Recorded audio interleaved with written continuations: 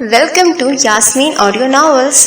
आज जो नावल हम आपकी समातों की नज़र करने वाले हैं उसका नाम है ज़मीं ज़ात। एक ऐसी कहानी जो एबक और एलाफ की ज़िंदगी पर मुश्तमिल है। इसकी मुसन्निफ़ा हैं हिना कामरान, जबकि इस नावल को आपके लिए पढ़ा है सहरिश मुस्तफ़ा ने। मज़ीद नावल सुनने के लिए चैनल को कीजिए सब्सक्राइब और वीडियो को कीजिए लाइक। तो चलें जल्दी से चलते हैं अपने नावल की जानिब। सिगरेट को होंठों पर दबाते हुए वो शोला दे रहा था। उसकी आंखें सुर्ख थीं और मतूरम भी, जैसे ज़ब्त की इंतहा हो, कमाल की इब्तिदा, जमाल का जवाल और जवाल का नज़ूल। वाह वाह। मौसम बिल्कुल ग्रे था। आसमां पर स्याह बादल महाराजों की तरह छाए हुए थे। बारिश ऐसे हो रही थी जैसे किसी ने नल खोल दिया। उसके सफ़ेद स्नीकर्स पानी की छींटों की वजह से थोड़े गर्द आलूद हो चुके थे। सुहानी फिजा में सिगरेट की बू हर सू फैल गई थी। उसका सेल फोन बजने लगा। बड़े बड़े ब्लॉक्स से बनी दीवार के साथ टेक लगाए उसने जैकेट में हाथ डालकर मोबाइल निकाला। उस आंखों के सामने किया। नाम पढ़ते ही उसका वजूद ढीला हुआ था। उसने यस का बटन दबाकर कानों में हैंड फ्री अड़साई और सिगरेट को 2 उंगलियों में थामे से सुनने लगा, जो बादलों से भी ज्यादा गरजदार आवाज में उस पर बरस रही थी। वो कह रही थी जो कि ये था, दिखने में तुम जितने शरीफ लगे थे, हरकतों में उतने ही 2 नंबर हो। इतनी घटिया डिमांड हो सकती है तुम्हारी, मैं सोच भी नहीं सकती थी। एबक ने गहरा कश भरा। उसकी आंखों के सामने एक बहुत बड़ा सा ग्राउंड था, जिसकी घास बहुत बारीक कटी हुई थी। ग्राउंड से पहले सड़क थी जो चहल पहल से आ रही थी, शायद इसलिए क्योंकि बारिश की रफ्तार खतरनाक हद तक तेज थी और ये थोड़ी सुनसान सी जगह थी। ग्राउंड से के गिर्द बनी छोटी छोटी बाउंड्री वॉल पर निगाह डाले वो इससे जवाब दे रहा था। उसकी आवाज़ मतवाज़िन मगर बेचैन थी। तुम्हारी सोचें तो कब की ख़त्म हो चुकी हैं। ऐसा ना होता तो तुम ये सब ना कह रही होती। ओह शट अप। एबक ने आंखें बंद की। गुस्सा उसके दिल दिमाग पर हावी होने लगा था। गुस्से से ज़्यादा बेबसी थी जो उसे मात दिए जा रही थी। हाँ, एलाफ के सामने वो बेबस हो जाया करता था। ये कोई बड़ी बात तो नहीं थी, बिल्कुल भी नहीं। मुझे तुम्हें नहीं सुनना। तुम्हें मैं चाहिए हूँ ना। सबको कर दो ख़त्म, मार डालो इन सबको। लेकिन एक बात याद रखना, एलाफ गफूर कोई आम लड़की नहीं है जो खौफ खा जाएगी। खौफ ज़्यादा तो तुम हो, वो सहूलत से बोला, और बारिश की आवाज़ बहुत ज़्यादा हो गई थी। सब कुछ तो पहले ही धुंधला गया था, अब आवाज़ें भी मद्धम होने लगी थी। खौफ ज़दा हो तभी चिल्ला रही हो, गुस्सा हो मान जाओ, मान लेना अच्छा होता है। वो उसके तज़हीकी अंदाज पर लब चबाती रह गई। आंखें खुद ब खुद भीग गई थीं। उसकी अगली बात सुनकर वो करंट खाकर खड़ी हुई। लेकिन रो नहीं, मेरी नीयत गलत नहीं है, सिर्फ तुम्हें अपने पास एक रात रखूंगा और बस। एलाफ ने सख्ती से आंखें मीच कर खोली। उसके लहजे में आवाज़ वाले के लिए नफ़रत ही नफ़रत थी। बारिश इतनी तेज़ी से नहीं बरस रही थी जितनी तेज़ी से एलाफ के दिल में आवाज़ वाले के लिए कराहियत भर रही। तुम इंसान हो? तुम्हारी सोच कितनी सतही है, तुफ है तुम पर। उसने कदम बढ़ाए। वो बारिश में आ रहा था, इस बारिश में जो उसे सख्त नापसंद थी। चेहरा ऊपर करके आंखें बंद किए वो उसे जवाब दे रहा था, शायद तुम ठीक हो, मैं इंसान नहीं हूँ। बारिश की बूंदें थपड़ों की मानिंद उसके चेहरे पर पड़ रही थीं। कल मुनक़ता हुई किसी के नर्म वजूद ने उसे अपनी बाहों में भरा था। वो नीचे कर गया। वो सर नीचे कर गया। आंखें हनूज बंद थीं। उसकी रवां दाढ़ी थोड़ी स्याह बालों वाली सर पर आ पड़ी। उदास ना हुआ करो, मुझसे तुम्हारी उदासी बर्दाश्त नहीं होती। नस्वानी फिक्र से घुली आवाज़ पर वो मुस्कुराया था। ठीक कहा था तुमने, मरने के बाद भी पीछा नहीं छोड़ोगी। उसने आंखें खोली।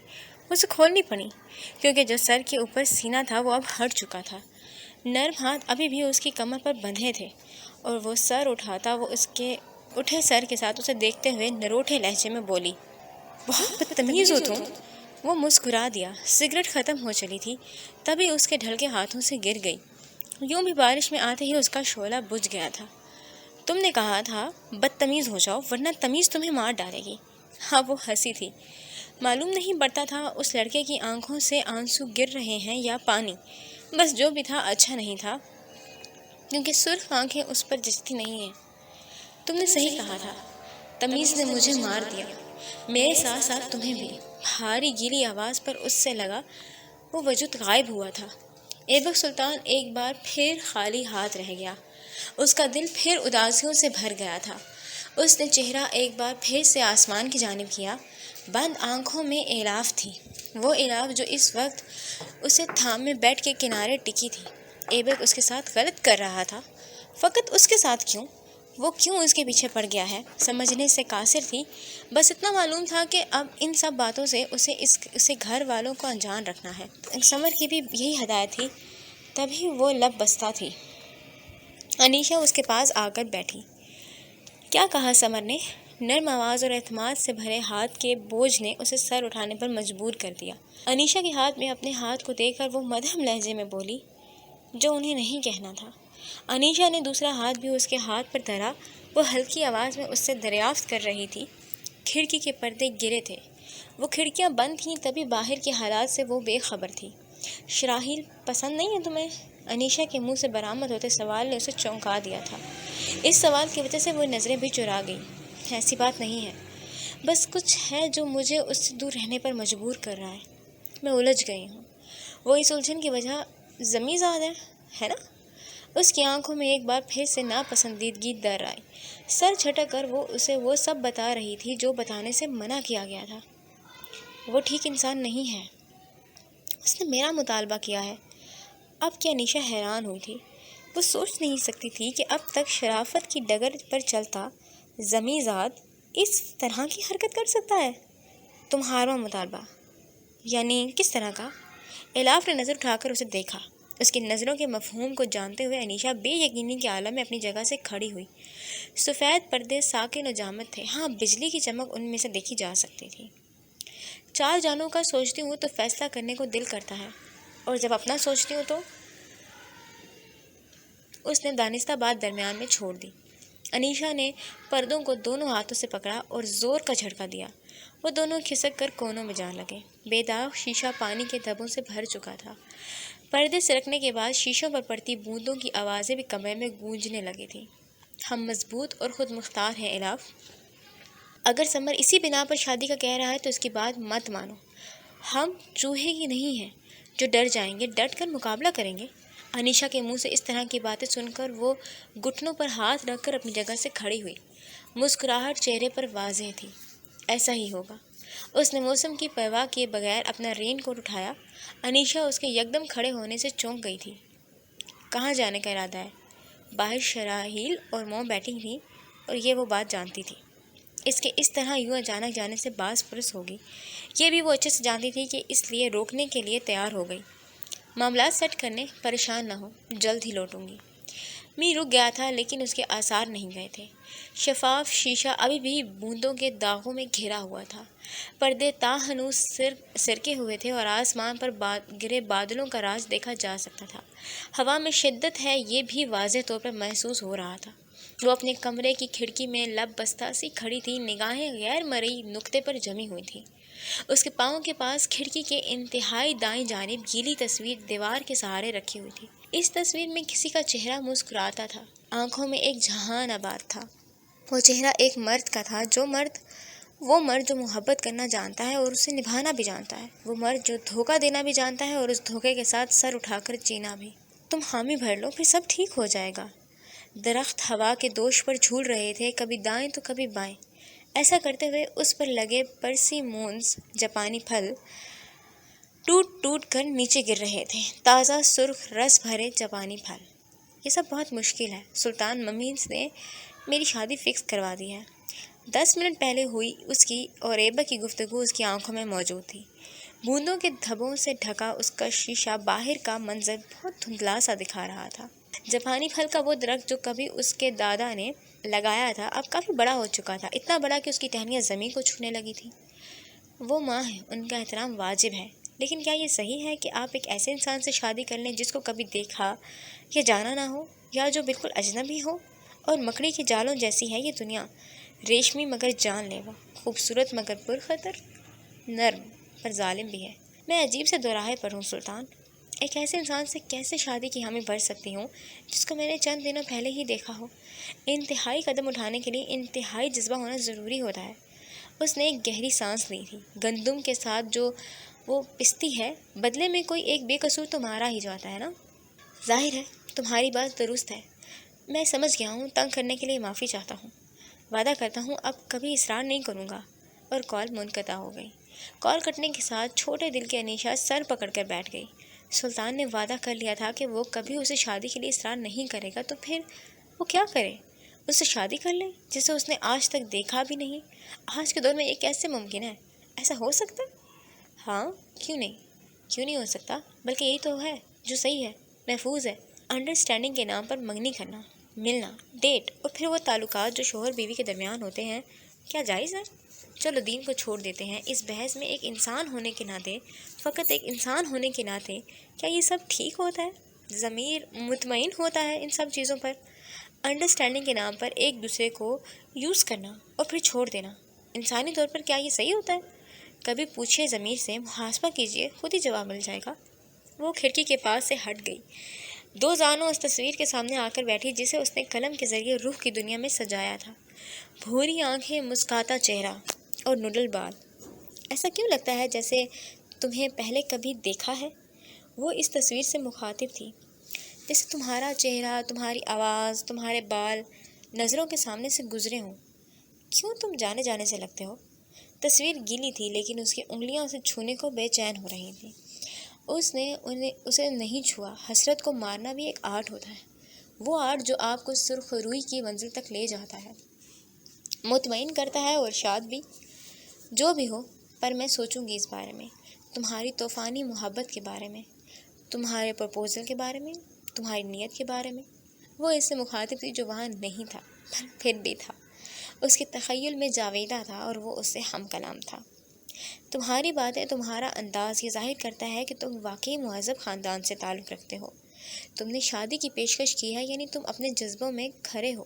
میں ان جذبوں کے بارے میں بھی سوچوں گی، میں سب چیزوں کے بارے میں سوچوں گی۔ وہ جس سے محو گفتگو تھی، وہ انسان اس کی سکی بہن کے ساتھ پور پور اس کی محبت میں ڈوبا ہوا تھا۔ سفید ہائی نیک اور جینز میں گلے میں لمبی چین پہنے وہ اسے تک رہا تھا، جس کی آنکھوں میں سامنے والے کے لیے نفرت ہی نفرت تھی۔ کبھی الاف بھی اس سے نفرت کرے گی، اس نے سوچا نہیں تھا۔ میں تمہاری آفر قبول کرتی ہوں۔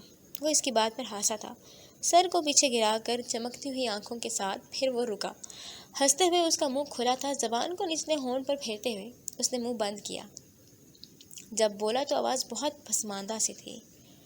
بہت عرصے پہلے کسی نے اسی طرح کسی کو کہا تھا، تب ریڈ الرٹ جاری ہوا تھا۔ بس مجبوری تھی، غریبوں کی مجبوری۔ آخری جملہ وہ آگے کو جھک کر سرگوشی میں کہہ رہا تھا۔ پتہ ہے، وہ یک لخت پیچھے ہوا۔ یقین نہیں آتا کہ آنر مل اور سابق وزیر اعظم کے بیٹوں کے جان اپنی بہن کی عزت سے زیادہ عزیز ہو تمہارے بھائی محترم کو۔ الاف نے شہادت کی انگلی اوپر اٹھائی اور غصے میں پھنکارتے ہوئے بولی، میرے بھائی کے خلاف ایک لفظ نہیں بولنا۔ تم جیسا نہیں ہے جو عورتوں کا سودا کرے، وہ مرد ہے، تبھی جواں مردی سے مقابلہ کرنے کے لیے میدان میں کود پڑا ہے۔ تم بھی مرد ہوتے تو ایسا ہی کرتے۔ ایبک کے سر میں درد کی لہر اٹھی اور بڑی شدت سے اٹھی۔ تمہیں لگتا ہے میں تمہارا سودا کر سکتا ہوں؟ اس کا تنفس تیز ہوا تھا اور درد کی رفتار بڑی تھی۔ تم ایسا کر چکی ہو ایبک سلطان، خرید رہے ہو مجھے، ان 4 لوگوں کی جانوں کی عوض۔ درد کی لہر پھر سے ٹھاٹھے مارنا شروع ہوئی۔ سامنے بیٹھی جان سے عزیز لڑکی اسے ہولے ہولے دکھنا بند ہو رہی تھی۔ الاف اس کی بگڑتی حالت پر کشمکش میں مبتلا ہوئی۔ وہ تکلیف دہ مسکان کے ساتھ اس سے کہہ رہا تھا، ایبک سلطان مر سکتا ہے، لیکن اسے بولنے میں دشواری ہوئی اور چہرہ سست سا ہو گیا۔ ننھے ننھے پسینے اس قطرے اس کے پورے منہ پر ڈیرا جما گئے۔ اپنی الاف کا سودا نہیں کر سکتا۔ وہ اس کے لفظوں پر کرنٹ کھا کر کھڑی ہوئی۔ وہ لوگ جہاں بیٹھے تھے وہاں لوگوں کی ریل ریل کم تھی، سکون تھا اور خاموشی بھی۔ یہ کیا بکواس کر رہے ہو؟ اس نے گھبراتے ہوئے پوچھا۔ تم نے غلط بات کی۔ اس کی حالت ضرورت سے زیادہ بگڑ رہی تھی۔ ایک اور اٹیک، یہ اس کی جان کے لیے خطرناک ہو سکتا تھا۔ تمہیں کیا ہو رہا ہے؟ وہ ڈر گئی، گھبرا گئی۔ محبت کا کب سودا ہوتا ہے الاف؟ میز پر گرتے ہوئے اپنی سرخ بوجھل آنکھوں سے آخری بار اسے دیکھتا وہ کہہ رہا تھا۔ الاف نے اپنا پرس اٹھایا اور وہاں سے بھاگ گئی، اس بات کی پرواہ کیے بغیر کہ وہاں کون اس کی مدد کو آئے گا۔ اس کے دماغ میں جھکڑ چل رہے تھے، آندھیاں سی تھیں جن کو نظر انداز کر کے وہ مین روڈ تک آئی تھی۔ اس کی کار گراج میں کھڑی وہ بھول گئی اسے کہاں جانا تھا۔ ٹیکسی میں بیٹھنے کے بعد وہ یہ بھی بھول گئی، فقط یاد تھے تو ایبک کے الفاظ۔ اگر وہ جھوٹ بول رہا تھا تو کمال کا جھوٹ تھا، اور اگر اس نے سچ کہا تھا تو وہ کہاں تھی اس سچ میں؟ کیا تھا جو اس سے چھپایا جا رہا تھا، یا پھر کچھ نہیں تھا جو پوشیدہ تھا؟ سب سامنے اور واضح تھا، بالکل واضح۔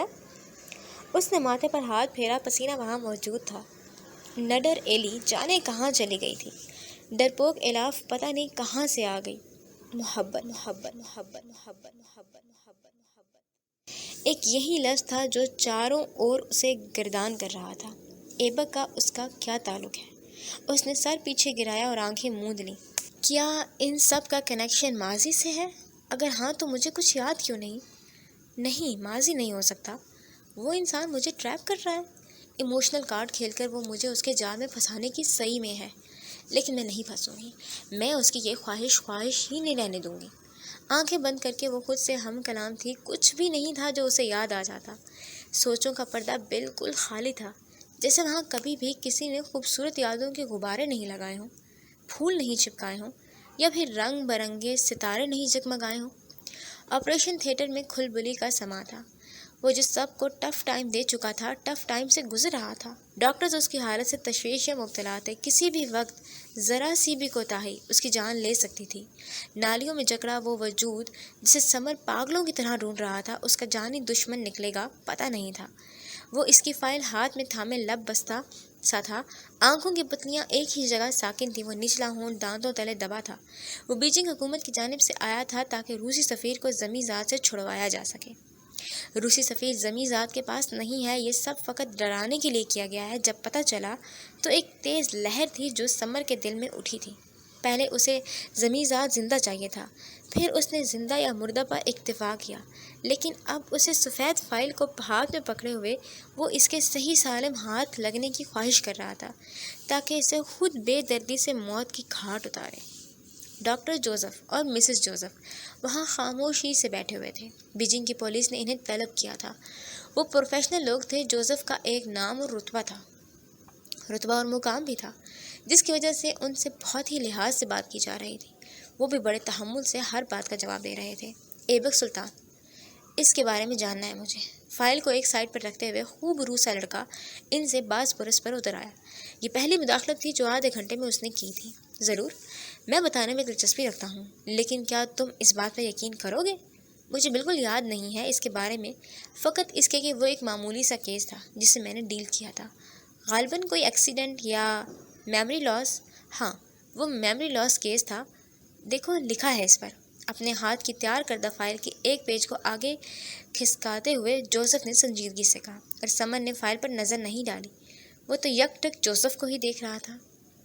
سنا تھا فارنرز بہت پکے ہوتے ہیں اپنے عقائد کو لے کر، پھر آپ تو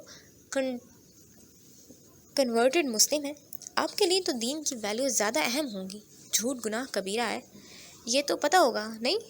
جوزف اس کے برفیلے طنزیہ پر پیچھے کو ہوئے اور ایک نظر اپنی بیگم پر ڈالی جو تصویر پڑھنے میں مگن تھی، پھر بولے تو آواز خاصی متوازن تھی۔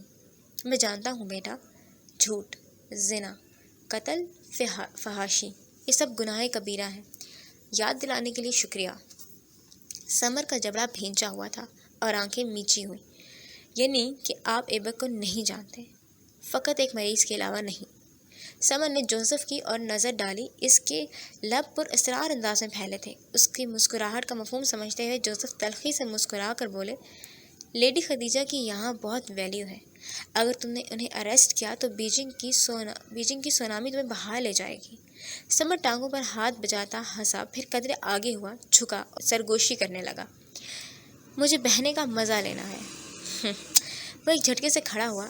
ان سب کے سروں پر جلتا بلب اور تفتیشی روم کی سٹیل کی دیوار سمر کی آواز سن رہی تھی، جو کہ یہ تھی، مسز جوزف کو باعزت طور پر اپنی تحویل میں لے لو، بہت کچھ ہے جو ان سے جاننا ہے۔ فیصلہ سنا کر سر پر کیپ رکھے وہ دروازے کی اور بڑھا تھا۔ سپاہی نے اسے سلیوٹ کیا اور سٹیل کا دروازہ کھول دیا۔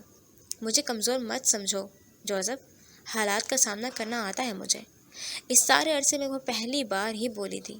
سر سے لے کر پیر تک سیاہ چوگے میں ملبوس مسز جوزف کا جھریوں زدہ پرعزم چہرہ تھا۔ انہوں نے اس کے نحیف ہاتھ تھامے جن پر گزرے وقت کے آثار رقم تھے۔ میں بہت جلد لوٹوں گا، اعتماد کی گرفت انہیں تھماتے ہوئے وہ کہہ رہے تھے۔ مسز جوزف نے اس بات میں سر ہلا دیا۔ جانتی ہوں، اپنا خیال رکھنا۔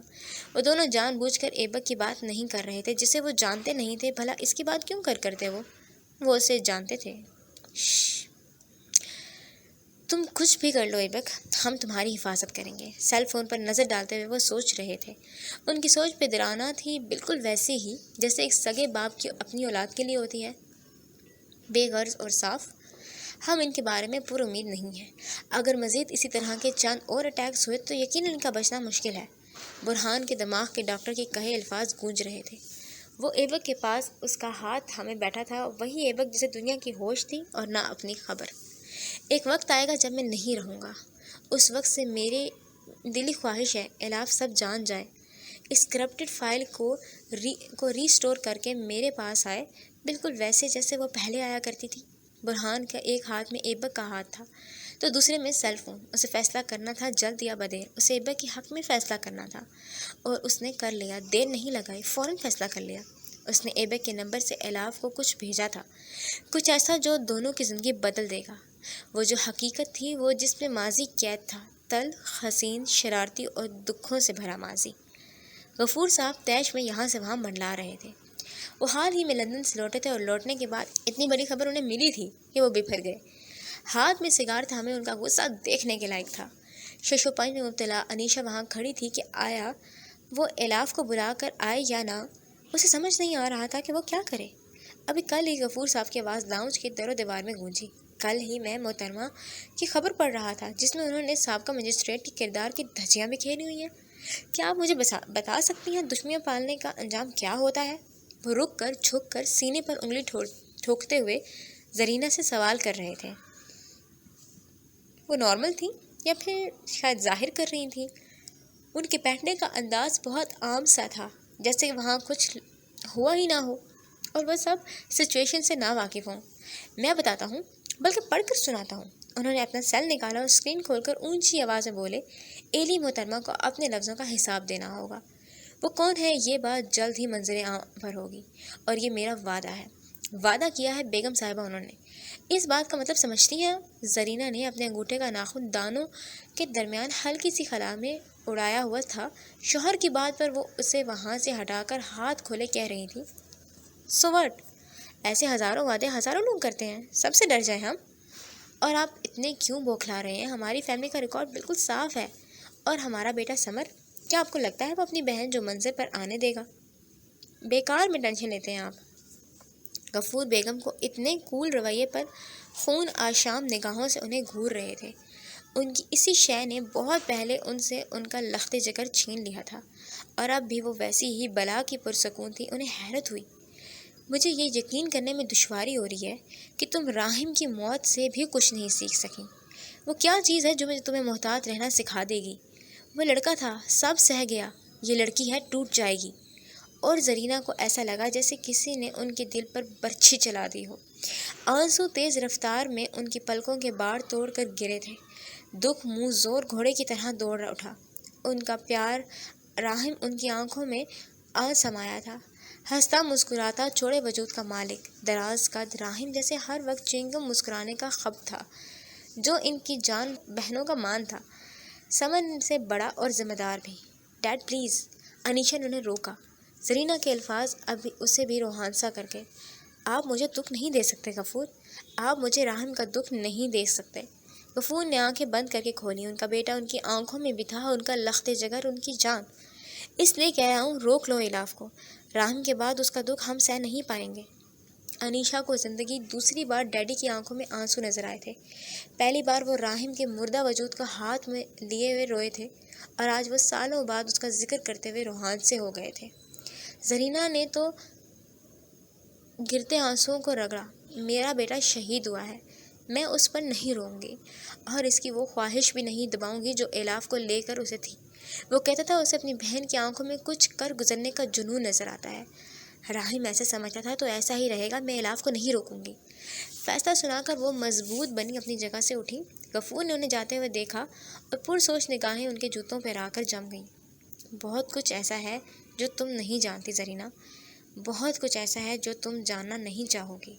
وہ آنکھیں بند کیے سوچ رہے تھے، پھر ان کی نظر خاموش کھڑی انیشا پر پڑی، ان کی پیاری بیٹی انیشا پر۔ ادھر آؤ۔ محبت پاش لہجے میں وہ ہاتھ کے اشارے سے اسے قریب آنے کا کہہ رہے تھے۔ ایک وہی تو تھی جو ان سب جھمیلوں سے الگ تھی، ان کی پیاری بیٹی، معصوم اور بھولی۔ وہ قدم قدم چلتی ڈیڈ کے پاس آئی اور صوفے کے کنارے پر ٹک گئی۔ غفور اس کے سر پر ہاتھ پھیر رہا تھا۔ اگر میں کچھ کہوں تو مانو گی؟ اس سوال کے پیچھے چھپی بات کو وہ جان گئی تھی، تبھی سر جھکاتے ہوئے مدھم لہجے میں بولی، ممی بتا چکی ہیں مجھے، یہ سب قبول کرنا بہت مشکل ہے۔ وہ ان کے سامنے اس طرح کی بات کرتے ہوئے ہچکچا رہی تھی۔ گو کہ ان کے گھر کا ماحول تھوڑا لبرل قسم کا تھا، لیکن اتنا بھی نہیں تھا کہ یوں منہ اٹھا کر ڈیڈی یا بھائی سے بات کر لی جائے۔ آج وہ ہمت پکڑ رہی تھی، آج انہیں سلطان کے بارے میں بتانا تھا۔ کیا وہ بتا پائے گی؟ پتہ نہیں۔ جب آپ کی ممی اور میری شادی ہوئی تھی تب میرے بھی یہی نظریات تھے، ایک ایسی لڑکی سے شادی کرنا جسے دیکھا تک نہ ہو، جانتے نہ ہو، دوسرے شہر کی الگ رسم و رواج کی لڑکی سے شادی بھلا کیسے کامیاب ہو سکتی ہے؟ یہی سب کچھ میں سوچتا تھا، لیکن نتیجہ آپ کے سامنے ہے۔ میں نے اپنی ماں کی بات مانی تو ہی میں خوش رہا ہوں۔ راہم کا دکھ بھی شاید کسی گناہ کے عوض ہی ہمیں ملا ہے بیٹا، ورنہ آپ جانتی ہو ہم کتنے خوش ہیں اپنی زندگیوں میں۔ وہ خاموش سامعہ بنی انہیں سن رہی تھی۔ بہت کچھ تھا کہنے کو، مگر بہت کچھ کو لفظوں میں ڈھالنے کی سکت نہیں ہو رہی تھی اس میں۔ صغیر ایک اچھا لڑکا ہے، ویل مینرڈ اور سیٹلڈ، وہ آپ کو خوش رکھے گا۔ وہ سلطان ایبک کے بارے میں بتانا چاہتی تھی، وہ اس سے شادی کرنا چاہتی ہے، یہ بتانا تھا انہیں، لیکن الفاظ دم توڑ رہے تھے اور وہ بے بس ہو جا رہی تھی۔ ان کی ممی نے بذات خود آپ کا کہا ہے، ان کی نظروں میں آپ کا انتظار ہے بیٹا۔ اس نے ہمت کی، زندگی میں پہلی بار اس نے بڑی ہمت کی۔ پر ڈیڈی، نظریں اٹھائیں، دل زور کا دھڑکایا، گردن کی ہڈی اوپر نیچے ہوئی۔ غفور دکھی چہرے کے ساتھ دونوں بھووں کو آپس میں ملاتے سوالیہ نگاہوں سے اس کی طرف دیکھ رہے تھے۔ ان کا چہرہ دکھی اس لیے تھا کیونکہ راہم کا قصہ جو چھڑ گیا تھا۔ اولاد کا دکھ بہت جان لیوا ہوتا ہے، یہ دکھ انہیں یوں ہی تڑپایا کرتا ہے۔ اس نے توقف سے کام لیا، نچلے ہونٹ کو تر کر کے چھوڑا اور ڈرتے ہوئے انہیں دیکھ کر بولی، میں کسی اور کو پسند کرتی ہوں۔ غفور صاحب کی بھویں ڈھیلی ہو کر ایک دوسرے سے جدا ہوئیں۔ چوکاہٹ واضح تھی۔ ہم 4 ماہ پہلے ملے تھے، اور گردن کی ہڈی پھر سے اوپر نیچے ہوئی۔ لاؤنج میں پھیلی خاموشی نے جان لیوا لگنے لگی۔ پسند کرنے لگے، اس نے مجھے شادی کی آفر کی ہے۔ غفور صاحب لاجواب ہوئے تھے، انہیں سمجھ نہیں آ رہا تھا کہ وہ کیا ریئیکشن دیں۔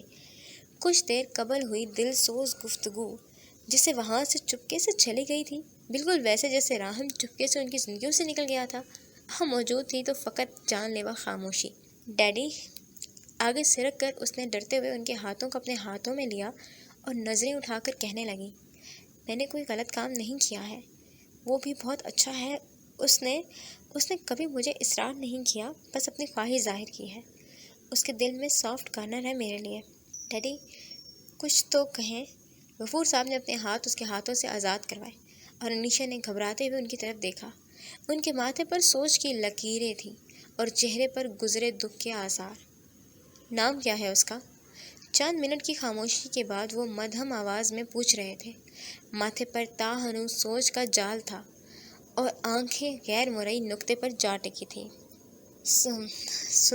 سلطان نام ہے۔ اس کا وجود ٹھنڈا ہونے لگ گیا، دل کی لرزاہٹ واضح تھی۔ شاید اس کی ممی ہوتی تو یہ کنڈیشن نہ ہوتی اس کی۔ ڈیڈی کے سامنے وہ کچھ زیادہ ہی گھبرا رہی تھی۔ وہ جانتی تھی کہ موقع نہیں ہے بات کرنے کا، لیکن اس نے کر دی، اور اگر وہ آج انہیں یہ سب نہ بتاتی تو کبھی نہیں بتا سکتی تھی۔ فون ملا اسے۔ وہ کوٹ سے فون نکال کر اس کی طرف بڑھا رہے تھے۔ انیشا نے خاموشی سے موبائل تھام کر نمبر ڈائل کیا۔ کیسا محسوس ہو رہا ہے اب؟ برہان اسے قریب بیڈ پر ہی بیٹھا تھا۔ اٹلی میں اس کا بہت ضروری کام تھا، لیکن وہ نہیں گیا۔ اس نے اپنے ہر کام کو پینڈنگ پر رکھ لیا تھا۔ جب تک ایبک سیٹ نہیں ہو جاتا، جب تک ایبک کا معاملہ حل نہیں ہو جاتا، وہ کسی کام پر نہیں جائے گا۔ اس بات کا تہیہ اس نے کر لیا تھا۔ بہت اچھا، مسکرا کر گہری سانس بھر کر اس نے کہا تھا۔ آسمانی رنگ کی ٹائل سے سجا اس ہاسپٹل کا کمرہ خاص آرام دہ تھا۔ بیڈ کے بالکل سامنے بڑی ساری LED پر برہان نے ARY نیوز چینل لگایا ہوا تھا، جس میں الیکشن کے نتائج کے بارے میں دکھایا جا رہا تھا۔ آواز بہت دھیمی تھی کہ یہ ڈاکٹر کی ہدایت تھی، جبکہ دائیں جانب جو کھڑکی وہ کھلی ہوئی تھی، اس کے پردے بھی سائڈ پر سرکے ہوئے تھے۔ صنوبر کے درخت کی موٹی ٹہنیاں بآسانی نظر آ رہی تھیں۔ تازہ ہوا اور پھولوں کی مصنوعی خوشبو نے کمرے کے ماحول کو خاصا تازہ دم بنا دیا تھا۔ بیڈ کو سرہانے سے اوپر کیے وہ تکیوں سے ٹیک لگائے اپنے ہاتھ میں لگی سوئی کو دیکھ رہا تھا، جس میں وہ قطرہ قطرہ ڈرپ اس کی نسوں میں منتقل ہو رہی تھی۔ اس نے ایک بار پھر گہرا سانس بھرا۔ یہ تو اچھی خبر ہے، یعنی میں سوچ رہا ہوں ہمیں کچھ عرصے کے لیے شام چلے جانا چاہیے۔ تھوڑی ہوا بدلے گی تو دماغ بھی بدل جائے گا۔ ایبک اس کی بات پر ہنسا تھا۔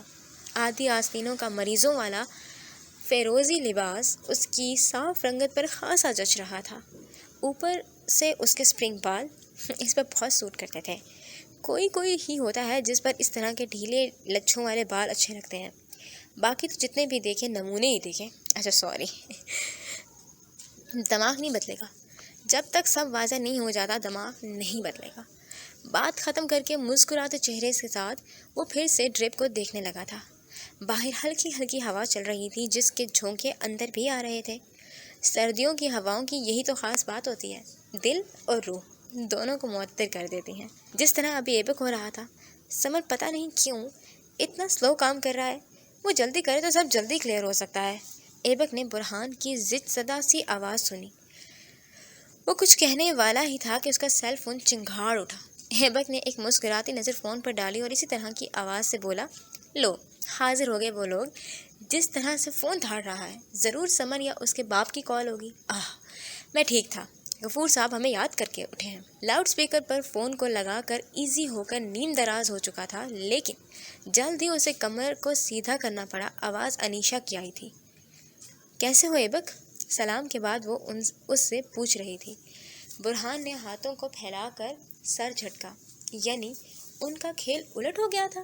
انیشا سب کچھ اپنے باپ کو بتا چکی تھی۔ کمال ہے، شکر اللہ کا۔ تم کیسی ہو؟ یہ کس کا نمبر ہے؟ انیشا نے غفور کو دیکھا تھا، جن کے ماتھے کے جال بھی ابھی آن بان شان سے موجود تھے۔ اس نے مدھم آواز میں جواب دیا، ڈیڈی کا ہے؟ وہ تم سے ایک نظر اپنے ڈیڈی پر ڈالی، وہ تم سے بات کرنا چاہتے ہیں۔ ان لوگوں کا فون بھی لاؤڈ سپیکر پر تھا۔ ایبک نے برہان پر ایک اچٹتی نظر ڈالی۔ صنوبر کے درخت کے پتے ہوا کے جھونکے سے اڑ کر اندر آ گئے تھے۔ ان کی تعداد 3 تھی اور وہ زندگی کو الوداع کہتے ہوئے وہاں پڑے ہوئے تھے۔ السلام علیکم انکل، کیسے ہیں آپ؟ متوازن لہجے، بے فکر آواز اور نڈر انداز۔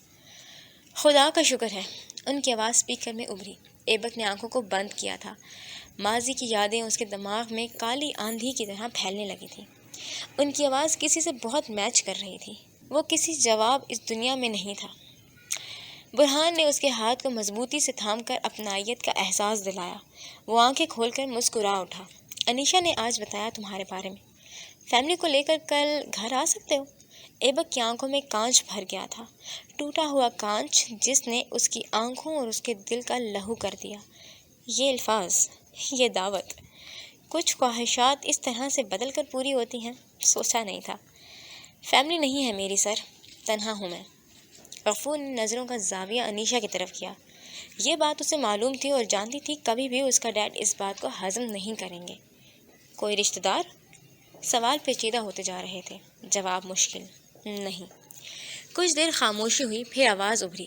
صنوبر کے دم توڑتے پتے آواز کی تلخی کو سہار نہیں پا رہے تھے۔ وہ کچھ اور سکڑ گئے۔ ممکن ہی نہیں، کوئی انسان اتنا تنہا کیسے ہو سکتا ہے؟ کوئی رشتہ دار، دوست، احباب، کچھ تو۔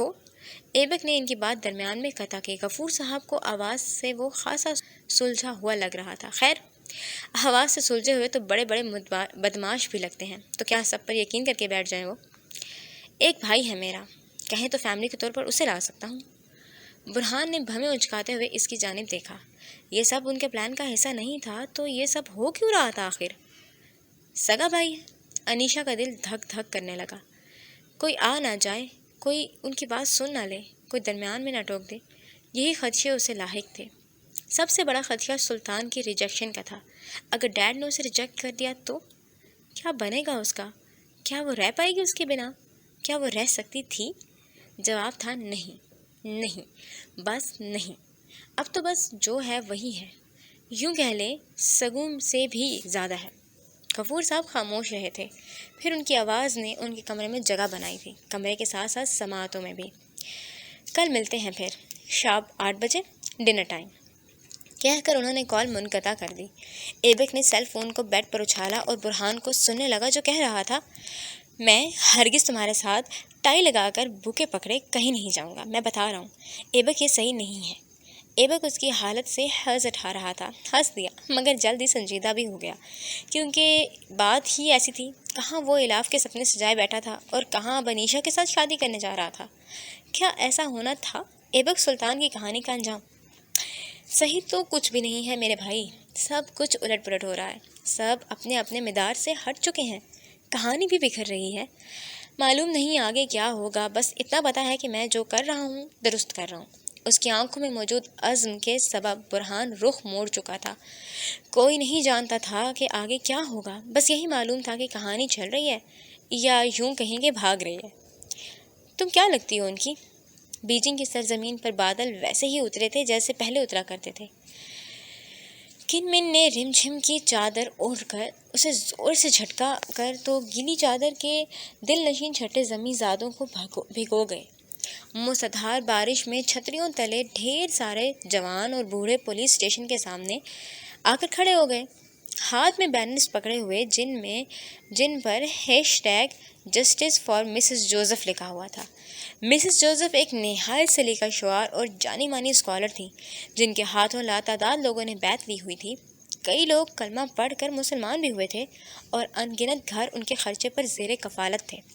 پچھلے سال ہائی اسکول کی کانوکیشن پر انہیں بطور چیف گیسٹ بھی بلایا گیا تھا۔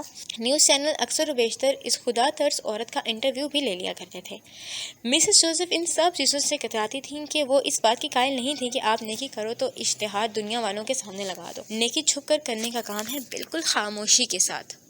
تو وہ سونا ہے جسے چھپا کر رکھا جاتا ہے، نظروں میں آ جائے تو اسے نظر لگ جایا کرتی ہے، اور جن چیزوں کو نظر لگتی ہے وہ زوال کا شکار ہو جاتی ہیں۔ بھلا کون چاہے گا کہ ان کی نیکی زوال کا شکار ہو؟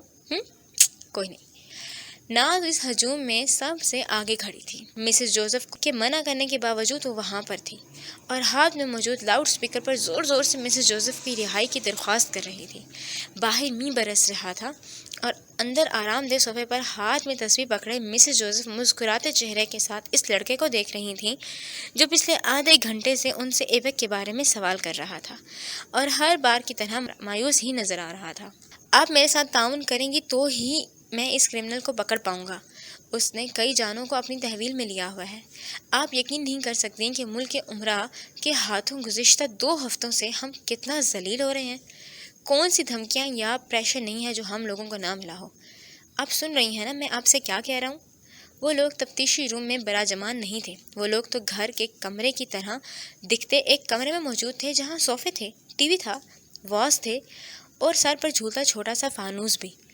اوہ ہاں وہاں در و دیوار پر قدیم زمانے کے لوگوں کی پینٹنگز بھی موجود تھیں۔ ایک میں پورا چاند تھا اور اس کی اور منہ اور ہاتھ دعا کے انداز سے اٹھائے ہوئے لوگوں جن کے جسموں کا رنگ سیاہ تھا، لیکن جڑے ہوئے ہاتھوں پر چاند کی چاندنی پڑھ کر انہیں منور کر رہی تھی۔ دوسری تصویر میں کچھ لوگ ایک شکار کے لیے بیل کے گرد اکٹھے تھے، وہ پنجوں کے بل بیٹھے تھے، ہاتھوں میں بھالے اور دیگر اوزار تھے، یعنی وہ پارٹی کرنے کے موڈ میں تھے۔ کرنے دو، ہو سکتا ہے ایک دن ان کا بھی آئے گا اور وہ اپنی حسرت پوری کر لیں، ہو سکتا ہے۔ تم جس کرمنل کی بات کر رہے ہو اس کے بارے میں فقط اتنا جانتی ہوں کہ وہ میرے شوہر کا ایک پیشنٹ تھا۔